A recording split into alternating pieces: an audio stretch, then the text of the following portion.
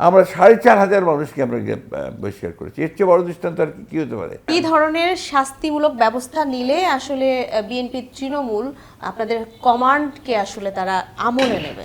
বিষয়টা হচ্ছে কি জানেন, যে একটা বড় বিএনপি একটা বড় রাজনৈতিক দল, একটা হেটেরোজেনিয়াস পলিটিক্যাল পার্টি, এখানে বিভিন্ন ধরনের লোক থাকে এবং গত 15 বছরে আন্দোলন সংগ্রামের মধ্যে হয়তো আরও কিছু লোকজন চলে এসছে বিএনপির মধ্যে, যারা হয়তো বা আপনার পুরোপুরিভাবে তাদের মন মানসিকতাগুলো বিএনপি যে চিন্তাভাবনা তার সঙ্গে সেট করতে পারেনি। আর সবচেয়ে বড় কথা, গত 15 বছরে আপনার এই ফ্যাসিস্ট সরকারের আমলে এরা যে সমস্ত ঘটনাগুলো দেখেছে, সেই ঘটনাগুলো তাদেরকে কিছু প্রভাবিত করতে পারে, যে হয়তো বা ক্ষমতা যখন নাই, আওয়ামী লীগ যখন চলে গেছে, তখন তারা যে কোনো ব্যবস্থা নিতে পারে, এই ধরনের একটা ব্যবস্থা থাকতে পারে।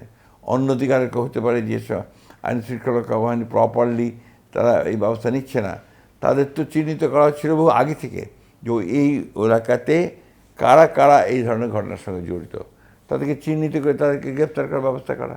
আমরা তো আমাদের চেয়ারম্যান সাহেব তো ইতিমধ্যে টিম করে দিয়ে তারা চিহ্নিত করে আমরা তাদেরকে বহিষ্কার করা হচ্ছে বিভিন্ন জায়গায়। সুতরাং এই যে চিন্তা ভাবনাটা হচ্ছে, যে বিএনপি একটা কোন ধরনের দৃষ্টান্ত রাখতে পারে, আমরা 4,500 মানুষকে আমরা বহিষ্কার করেছি। এর চেয়ে বড় দৃষ্টান্ত আর কি হতে পারে?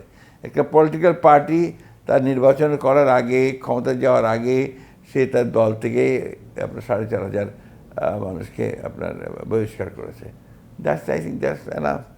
তারপরে আমরা কাজ করছি এবং আমরা ভবিষ্যতে যেন এই ঘটনাগুলো যেন না ঘটে, সে তার জন্য সাংগঠনিক যে ব্যবস্থাগুলো নিলে আরও ভালোভাবে আসবে, সেটা একটা চেষ্টা করছি আমরা। স্যার, এই ঘটনাগুলো ধরে আসলে সামনের যে নির্বাচন, সেখানে ভোট বাক্সে কেমন প্রভাব পড়তে পারে? কিছুটা প্রভাব তো জনগণের মধ্যে পড়বেই, এ ব্যাপারে কোনো সন্দেহ নেই, আমি তো অস্বীকার করতেই পারি না। যেহেতু বিএনপির ট্যাগ তাদের সঙ্গে আছে, এই ট্যাগগুলোকে আমরা বাদ দিতে চাই। যত কিছু যেই ধরনের যারা আছে এখনও যে কিছু থাকে, তাদেরকে দল থেকে বহিষ্কার করা, তাদেরকে বের করে দেওয়া, এবং যারা এর পিছনে আছে তাদেরকে দল থেকে বহিষ্কার করার ব্যবস্থাটা আমরা নিচ্ছি।